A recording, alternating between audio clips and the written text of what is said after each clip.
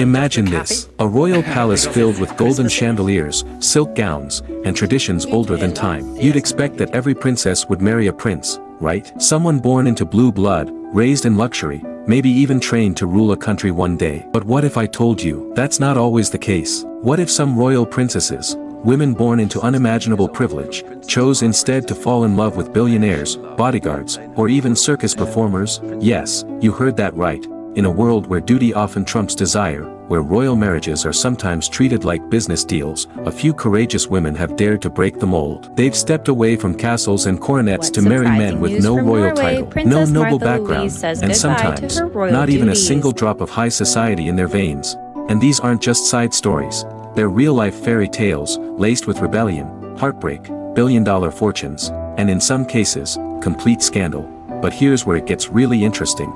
Some of these princesses had to give up their royal titles forever. Others chose to keep their crowns, but had to watch their husbands live in the shadows. A few even shocked the world with who they chose, leading to media explosions and political whispers inside palace walls. So today, we're diving into the untold stories of royal women who followed their hearts, not their family's orders. The billionaires, the commoners, the controversies, and the shocking sacrifices made for love. Stay with me, because part 1 will uncover the first royal who risked it all for a man outside the royal fold, and it's not who you think. And just look happy, because it's Christmassy. Our journey begins not in an ancient European kingdom, but in the modern, cool elegance of Sweden, where one of the most glamorous royals made a choice that stunned traditionalists. Princess Madeleine of Sweden, the youngest child of King Carl XVI Gustav, was known for her fairy tale beauty, lavish lifestyle, and being Europe's most eligible royal bachelorette. Now, with all the world watching, many expected her to marry a prince or nobleman. After all, her older sister, Crown Princess Victoria, had followed the rules, marrying her personal trainer, sure, but only after years of vetting and royal resistance. Madeleine, though, had other plans. Enter Christopher O'Neill, an American-British financier based in New York. No royal title, no coat of arms, just a successful investment banker with charm, wit, and a mysterious past in high finance. When their relationship went public, royal watchers were shocked. Who was this man with zero ties to European aristocracy? And could he handle the pressure of royal life? Here's where things got even more unexpected. When the couple got engaged in 2012, Chris made a bold decision. He declined a royal title. He refused to become a Swedish prince, so that he could keep his citizenships and career. That's right, he married into royalty but rejected becoming royalty himself. And the royal family accepted it. Their 2013 wedding was a mix of old-world charm and modern freedom. But behind the scenes, whispers circled. Was this the beginning of a new royal era, or a quiet rebellion within the monarchy?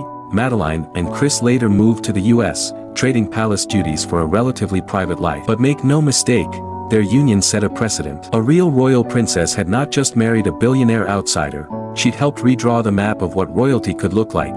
But trust me, the next story is even wilder. What if I told you a Japanese princess gave up her entire imperial identity, just to be with a man who worked at a lock? 60 years on from Princess Margaret's decision to give up the man she loved. If you thought marrying a banker was bold, let's now take a quiet flight east, straight to the most strictly traditional royal family on earth, the Imperial House of Japan. Here, titles are carved in stone, customs run deep, and every step of royal life is governed by ritual. In this sacred world, one woman made a choice so shocking, it changed the course of her life forever.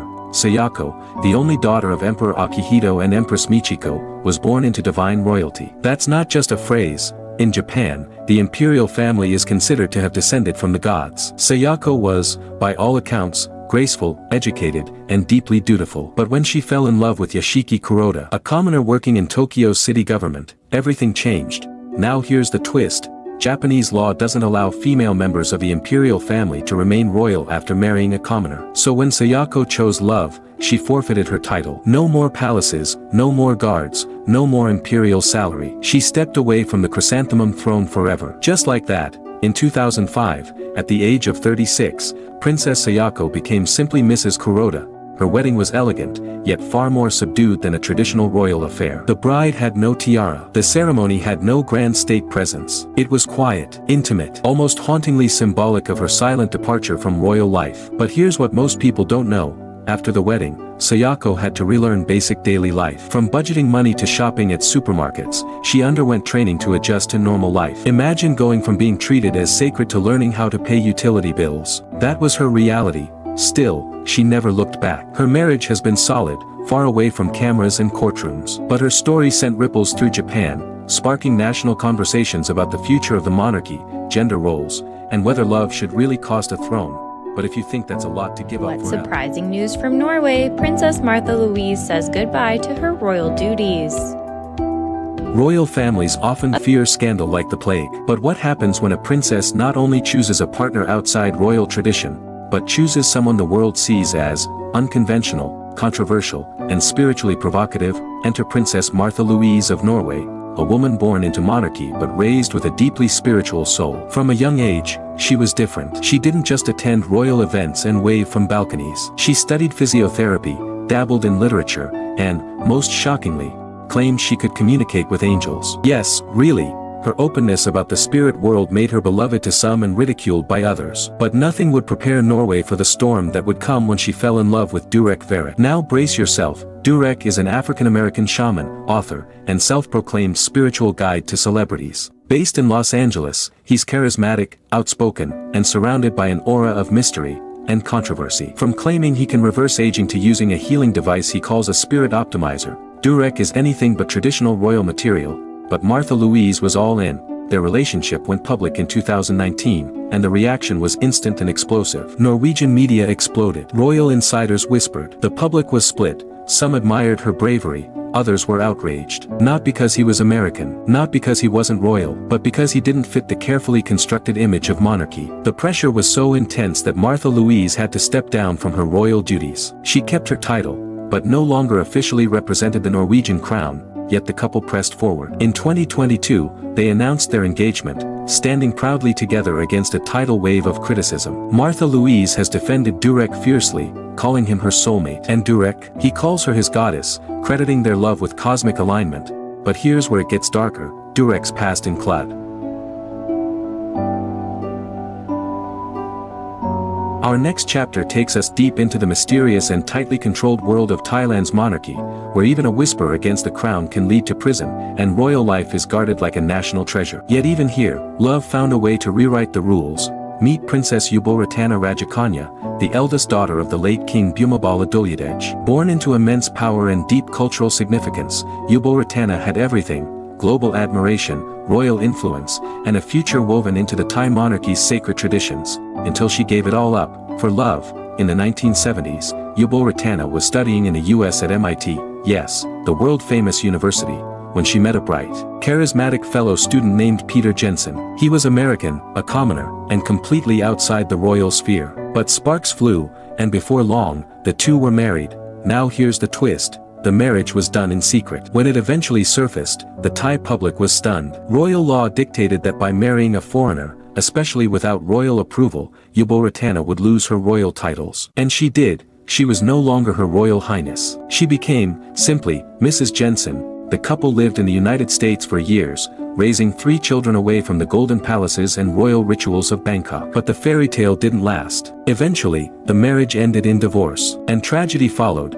Her son died in the 2004 tsunami. In later years, she returned to Thailand, but her royal status was never fully restored. Her name re-entered headlines again in 2019, when she attempted to run for prime minister, an act that sent shockwaves through the royal establishment and was quickly blocked by the king himself. Yuboratana's story isn't just about love, it's about what happens when royalty dares to become human. Desmond Tutu welcomed the princess at his foundation in Wilmington. She's also When you think of Monaco, you probably picture glittering casinos, Formula One races, and the elegance of Grace Kelly. But behind the glamour lies a royal family often at the center of wild tabloid headlines. And no one embodied rebellion more than her daughter, Princess Stephanie of Monaco. Born into beauty and privilege, Stephanie was the youngest child of Prince Rainier III and American actress-turned-princess, Grace Kelly. But while her siblings maintained more traditional royal paths, Stephanie was the firecracker, the rule breaker, the one who danced to her own beat. Literally, she tried a career in pop music, fashion, and modeling. Yet nothing rocked the palace more than her romantic life. In the 1990s, Stephanie fell for her bodyguard, Daniel de Cruet. Yes, the man hired to protect her, suddenly became the man she couldn't live without. They had 2 children together before marrying in 1995, causing a royal stir. Even though Daniel was later granted a noble title after marriage, their love was always seen as taboo. But then came the scandal. A year after their wedding, paparazzi caught Daniel in a compromising situation with a Belgian stripper in a swimming pool, photos that exploded across European tabloids. The marriage shattered. Stephanie filed for divorce, and the royal image took a hit that Monaco couldn't ignore. And yet, Stephanie's love life only grew more unexpected. Next, she reportedly became romantically involved with an elephant trainer in a traveling circus. She even toured with the circus, living in caravans and working behind the scenes. Yes, a real-life princess traded palace walls for circus tents. Later, she married Adonis Lopez Perez, a Portuguese acrobat and circus performer. The marriage was short-lived, ending in just over a year. But here's what's truly astonishing. Stephanie never seemed to care about royal judgment. She followed her heart wherever it led, bodyguards, circus artists, scandals and all. And today, she's involved in PH. Because it's Christmassy. Who are you talking to us? Yes, I'm talking. So, after all the diamonds, drama, and decisions, what do these royal love stories teach us? They remind us that even when you're born into gold-plated palaces and raised beneath glittering crowns, the heart doesn't follow protocol. It doesn't care about royal bloodlines or ancient traditions. It only listens to something much louder, feeling. And sometimes, love speaks in whispers that echo louder than a king's command. Princess Madeline stepped away from the palace spotlight to build a quiet life with a billionaire who chose freedom over a title. Sayako of Japan surrendered her sacred identity for a man with no title, no crown, just a shared life and deep affection. Martha Louise chose a man who defied logic and tradition, risking her reputation to protect her personal truth. Yubo Ratana walked away from the world's most untouchable monarchy to follow her heart into a life of independence and, eventually, heartbreak. And Stephanie, she didn't just challenge royal tradition, she lit a match under it and danced in the flames. So what do all these women have in common? Not rebellion, not scandal, but courage, the courage to say, I choose love, even if it costs me everything I was born to be. And here's the final twist. Maybe these aren't stories of walking away from royalty. Maybe they're stories of rewriting what royalty means. Not titles or thrones, but truth, love, and the bravery to be fully, unapologetically human. Because at the end of the day, when the tiaras are locked away and the red carpets are rolled up, what matters most is who walks beside you when no one's watching. So now, the real question is, if you were a princess or prince, would you choose the crown, or the heart?